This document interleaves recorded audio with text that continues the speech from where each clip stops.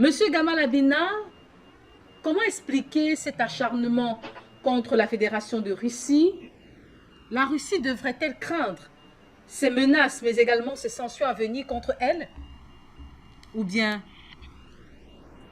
Eh bien, simplement, bon, l'acharnement, il s'explique simplement pour des raisons à la fois géoéconomiques, on dira, géopolitiques, parce qu'il y a effectivement une nouvelle guerre froide qui vient d'être déclarée à la suite de cette guerre qui a démarré. Alors, il faut être très clair, les guerres doivent être condamnées, quelles qu'elles soient.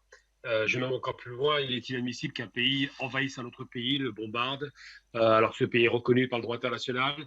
Il est inadmissible qu'une puissance aussi grande avec autant d'argent massacre un peuple, et je parle bien sûr, évidemment, si on respecte le droit, de l'Arabie par rapport au Yémen. Ça, bizarrement, on n'en parle pas. C'est-à-dire qu'aujourd'hui, l'Arabie bombarde le Yémen tous les jours, et tout le monde s'en fout.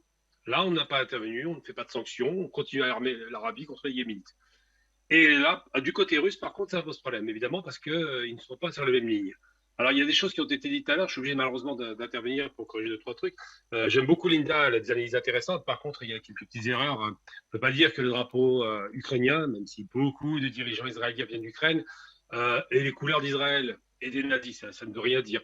Le drapeau ukrainien, c'est du bleu et c'est du jaune. Ça correspond effectivement, puisque c'est le grenier à blé de l'Europe, à la couleur de l'Ukraine, à savoir le ciel bleu et les champs de blé. C'est ça que ça représente. Donc c'est un ciel bleu au-dessus des champs de blé. Et il n'y a pas de couleur jaune chez les nazis, désolé, mais les nazis ont trois couleurs. C'est le bleu, le rouge et le noir. C'est les couleurs du drapeau de l'Allemagne, de l'Empire allemand, qui sont devenus le drapeau nazi. Donc il faut faire attention à ce qu'il dit, parce que je comprends l'empressement, je comprends qu'on ait un petit peu la colère par rapport à ce qui se passe, et c'est une colère légitime, là, je le reconnais parfaitement à Linda, mais il faut faire attention à ne pas trop dire d'erreur, parce que c'est une erreur qui est malheureusement manifeste. Ça ne peut pas être le drapeau israélien, simplement parce que ça a été créé en 1918, le drapeau ukrainien. Ça préexiste avant la création d'Israël de 47-48, donc c'est pas possible. Simplement, juste pour essayer un petit peu de calmer le jeu et d'expliquer qu'on a des gens en face de nous, je parle des Occidentaux, qui ont des intérêts. Alors, ils se battent entre eux, ce ne sont pas des alliés. L'Amérique, qui a ramassé toute la mise militaire, c'est elle qui fait de l'argent. Elle vient de vendre 100 milliards de dollars à l'Allemagne. Elle va vendre des armes à l'Ukraine de façon quasiment illimitée pour endetter le pays éternellement. Et cette Amérique voulait casser l'Allemagne. Et pour casser l'Allemagne, il fallait casser l'axe à Berlin-Moscou, qui était très très bien établi, qui était sain depuis que la Seconde Guerre mondiale s'est arrêtée. Et il ne faut jamais oublier que Poutine parle allemand couramment. Donc, parler avec des Allemands. Il ne faut pas oublier que Gerhard Schröder, par exemple, était très proche de l'Allemagne et qu'il participait à Gazprom. Il ne faut pas oublier que les rapports d'État à État sont des rapports d'abord de prédation, d'argent et de volonté de vouloir voler l'autre. En gros, c'est ce qui se passe depuis les colonisations. Et donc, cette guerre n'est pas une guerre seulement pour des questions idéologiques, même s'il n'y avait pas vraiment de problème avant cette guerre entre la Russie et puis le reste de l'Europe. C'est une guerre pour des questions financières et pour des questions de positionnement géostratégique. La Russie a démontré, lorsqu'elle est intervenue au bout de 8 ans de vacation, quand même, c'est pas 3 jours, elle a démontré qu'elle ne laisserait plus faire. Elle a démontré effectivement, pour prendre le monde à témoin, que l'Occident était prédateur et qu'il a poussé jusqu'au maximum de ce qu'elle pouvait accepter, à savoir la provocation sur ses frontières. Je parle de l'OTAN. La Russie a démontré qu'elle pouvait mettre un stop et dire au reste du monde, elle prendre un témoin, regardez ce que fait l'Occident.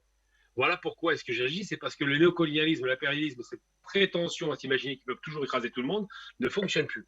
Elle a rappelé, avec des discours que j'ai entendus de Poutine très récurrents, que la Libye a été rasée, sans mandat de l'ONU, il ne faut pas l'oublier, que la Syrie a été grande partie détruite, pour ne pas dire entièrement, que l'Irak a été rasé, c'est un des pays les plus importants. Alors pour le monde musulman, et ça Linda le comprendra très bien, deux grandes nations, entre guillemets, historiquement pour l'islam, c'est la Syrie et l'Irak. C'était les deux grands berceaux des premiers califats, ont été détruits. Donc pour le monde musulman, ça a une symbolique très forte.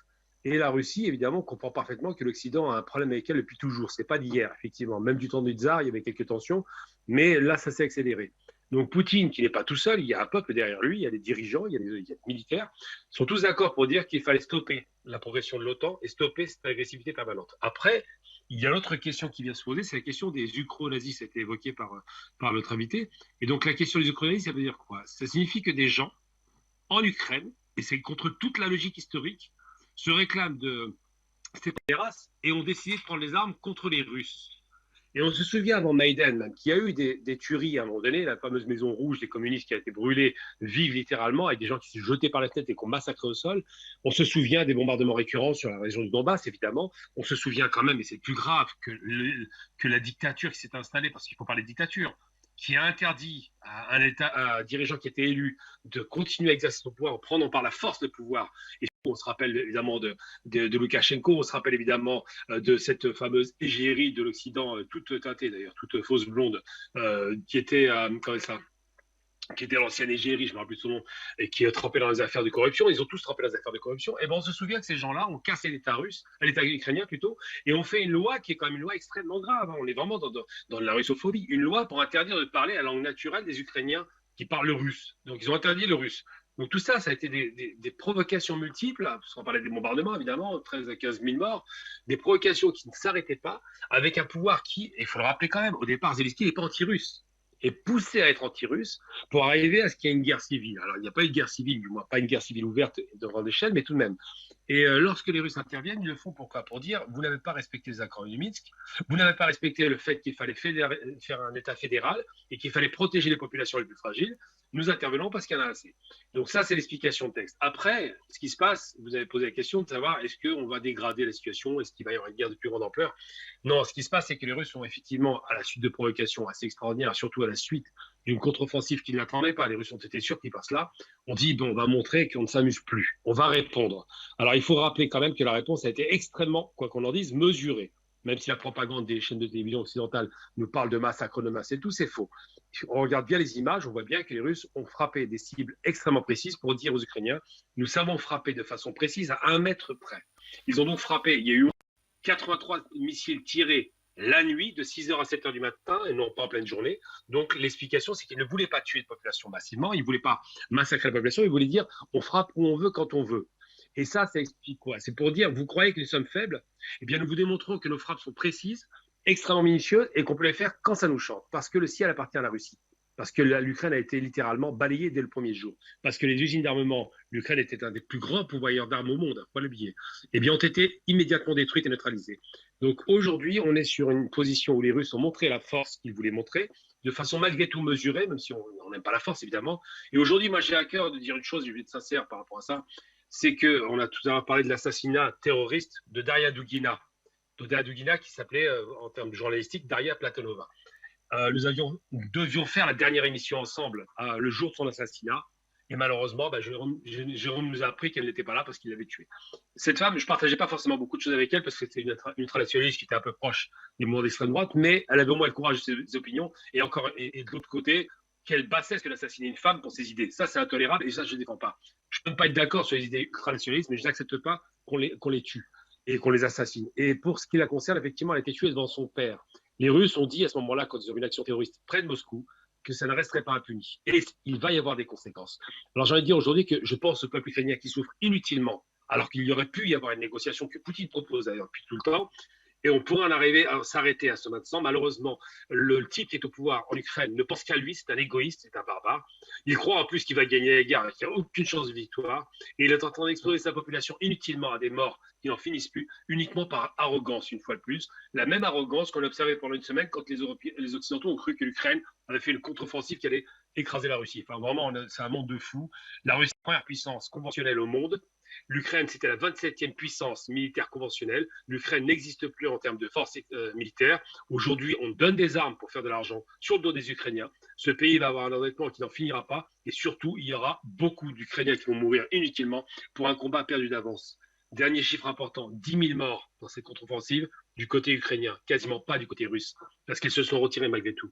Eh bien, l'offensive russe qui va bientôt arriver, c'est à peu près sûr, va être extrêmement violente et cinglante vis-à-vis des forces armées ukrainiennes et malheureusement touchera des civils. Mais tout cela a été organisé de telle sorte que, évidemment, les Occidentaux tirent leur épingle du jeu en gagnant très bien leur vie.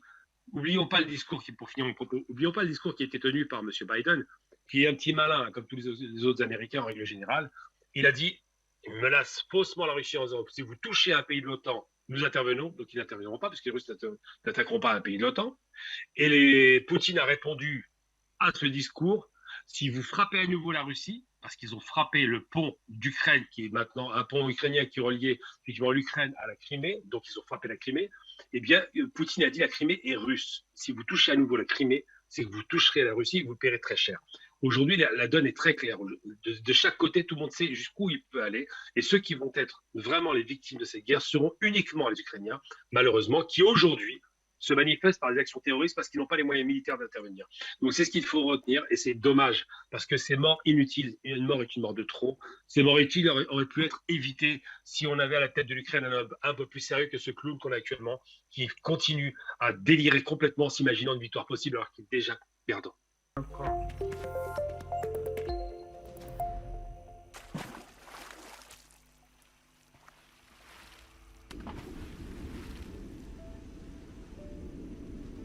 Afrique Média. Le monde, c'est nous.